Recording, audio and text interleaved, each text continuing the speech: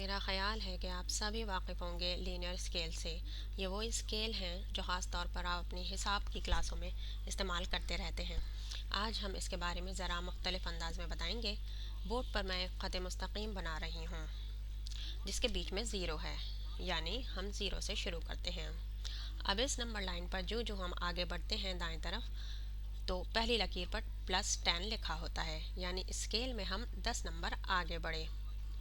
इसी तरह हम मज़ीद +10 नंबर आगे बढ़ें तो अगली लकीर पर हमें 20 मिलेगा।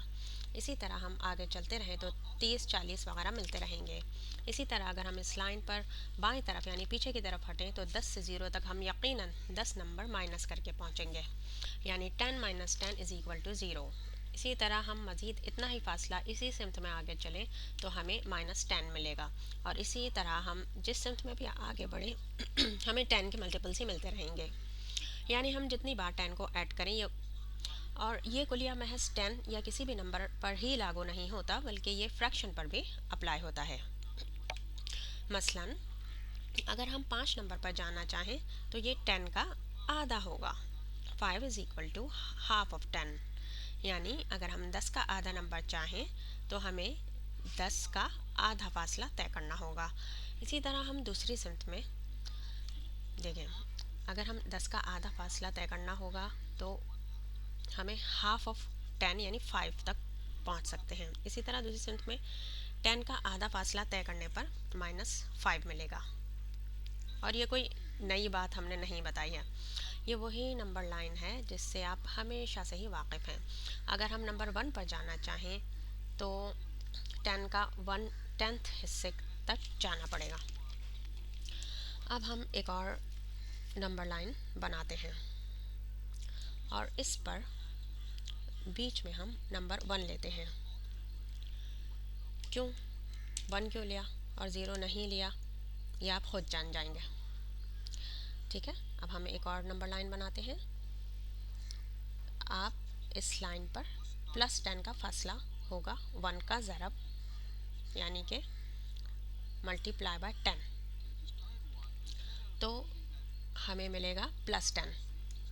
इसी तरह मज़ीद 10 का फासला तय करें तो 10 × 10 = 100। तो अब इसी तरह बाएं तरफ यही फासला तय करें तो क्या मिलेगा, यानी फ़र्ज़ करें कि हम 100 से शुरू करें और 10 का फासला तय करें पीछे की तरफ, तो क्या होगा। तो यहाँ हम 10 से डिवाइड कर रहे हैं, यानी 100/10 = 10, और 10/10 = 1। और मज़ीद पीछे जाएं तो हमें मिलेगा 1/10 -1/10, और फिर मिलेगा 1/100 हिस्सा। तो हमें अंदाज़ा हो रहा है कि जब हम सीधे हाथ की सिमत में आगे बढ़ें तो हमें 10 के मल्टीपल्स मिलेंगे, जबकि उल्टे हाथ की सिमत में 10 के डिवाइड्स, यानी अगर हम 10 के 10 मरतबा ज़रब दें तो हमें मिलेगा 10 × 10 = 10 स्क्वायर, यानी हम जितनी बार 10 को 10 से ज़रब दें इतनी ही पावर 10 पर लगा सकते हैं। इसी तरह अगर हम इतना ही फासला उल्टी सिमत में तय करें तो ये 10 से डिवाइड करना पड़ेगा इतनी ही बार, यानी 10 ÷ 10, जो बराबर है 1/10 से ज़रब देने के, यानी डिवाइडेड बाय 10 डिवाइड बाय 1/10⁻², या 1/10²। तो इस नंबर लाइन पर हम बहुत सारी मुख्तलिफ चीज़ें नाप सकते हैं। ऊपर वाली लाइन में हम ज़्यादा छोटे नंबर्स नहीं पा सकते थे, मगर नीचे वाली लाइन में हमने काफ़ी छोटे नंबर्स को भी स्केल पर दिखा दिया है। इसी तरह हम लाइन बड़ी करते चले जाएं तो इस पर 1000, 10,000, वगैरह वगैरह भी दिखा सकते हैं। यानी हम बहुत बड़े पैमाने पर पैमाइश दिखा सकते हैं नंबर लाइन पर। यानी पहले नंबर लाइन पर हम अगर इतना ही फासला तय करें तो हम या तो जमा या फिर तफरीक करते हैं, जबकि दूसरी या इस जैसी किसी रिथमिक लाइन पर हम इतना ही फासला तय करें तो हम एक मुस्तकिल फैक्टर से स्केलिंग करते हैं। और वो मुस्तकिल फैक्टर क्या होता है? वो एक्सपोनेंट होता है। मसलन आप सोचें कि इस नंबर लाइन पर 2 कहाँ पाया जाता है, या ये कह लें कि 100 कहाँ पाया जाएगा। तो हम कितनी बार 10 को 10 से ज़रब दें या कितना फ़ासला तय करें कि 100 तक पहुंच जाएं।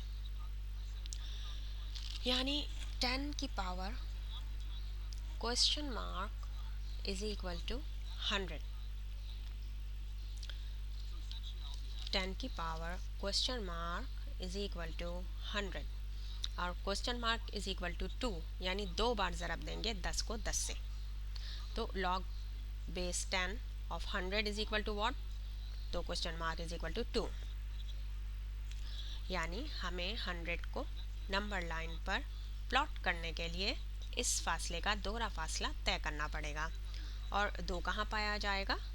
इसके लिए log base of 10 of 2 is equal to question mark, या फिर 10 की power what is equal to 2। यहाँ पर कैलकुलेटर से हम पता चला लेते हैं। इसमें लॉग का बटन दबाएं और यहाँ लॉग 10 पहले से पता होता है, तो लॉग ऑफ 2 बराबर है, log of 2 is equal to 0.301 approximately, तकरीबन। यानी हम इस पूरे फासले का 0.301 फासला तय करें तो हम 2 पालेंगे, यानी 10 का तकरीबन 1/3 हिस्से पर। तो इस नंबर लाइन पर हमें फासला मिलेगा मल्टीप्लाई बाय 2। और इतना ही मज़ीद फासला तय करें तो हम मल्टीप्लाई बाय 4 तक पहुँचेंगे, और इतना ही फासले पर मल्टीप्लाई बाय 8 मिल जाएगा। समझ में आ गया? तो इसी तरह सोचें हम 5 कहाँ प्लॉट करेंगे। ये देखें, हम मल्टीप्लाई बाय 4 तक पहुँचे, यहाँ पे फासला मल्टीप्लाई बाय 8 पे हम पहुँचे, 8 हम पहुँच गए बोर्ड पे। अब देखें इसी तरह सोचें हम 5 कहाँ प्लॉट करेंगे। तो हम या तो लॉग बेस 10 ऑफ 5 मालूम करें, या फिर हम 10 से शुरू करके पीछे हटें। तो दरअसल हम इसको 2 से डिवाइड करना पड़ेगा, यानी 10 divided by 2 is equal to 5। 10 upon 2 is equal to 5। अब सवाल ये है कि 3 कहाँ प्लॉट होगा, यानी 10 पर क्या पावर लगाएं कि 3 मिले। तो 3 के लिए हम कैलकुलेटर से पता कर लेते हैं।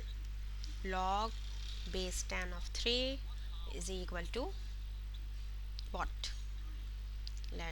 अब हम कैलकुलेटर से पता करेंगे। लॉग बेस 10 ऑफ 3 आ जाएगा 0.47712, यानी ये तकरीबन आधा फासला होगा जो यहाँ पर आ जाएगा तकरीबन 3। इसी तरह हम 6, 7, 8 वगैरह प्लॉट कर सकते हैं। और फ़र्ज़ करें हम 9 मालूम करना चाहें तो वो 3 बार 3 को ज़रब देने से मिल जाएगा। और 6 के लिए हमें 2 से ज़रब देना होगा, यही फासला। और 7 कहाँ मिल जाएगा? तो हम लेंगे log base 10 of 7 is equal to 0.84509। ये हमने कैलकुलेटर से मालूम किया। Log base 10 of 7 is equal to 0.845। तो इस तरह हम बहुत सारी चीज़ें इस स्केल पर मालूम कर सकते हैं और इसका अंदाज़ा लगा सकते हैं, मगर शुरू में 1 से 2 तक का बहुत ज़्यादा जंप है। जबकि 2 से 3 तक ज़रा कम जंप है। देखें, फिर और कम जंप है, और जब हम 10 तक पहुंच जाएं तो फिर एक बड़ा जंप है। नंबर लाइन पे देखें, 1 से 2 तक का बहुत ज़्यादा जंप आया, जबकि 2 से 3 तक ज़रा कम जंप है, फिर और कम जंप है, और जब हम 10 तक पहुंच जाएं तो फिर एक बड़ा जंप है। यानी अगर हम 20 तक पहुंचना चाहें तो हमें 2 से ज़रब देना होगा। 3 टाइम्स फासले पर 30 होगा, यानी 20 तक पहुंचना चाहें तो हमें 2 से ज़रब देना होगा और 3 टाइम्स फासले पर 30 होगा। इसी तरह आप आगे जान जाएंगे कि ये स्केल कितना ज़्यादा कारआमद है। उम्मीद है आपकी समझ में आज का सबक बहुत अच्छी तरह आ गया होगा। बहुत बहुत शुक्रिया। Thank you.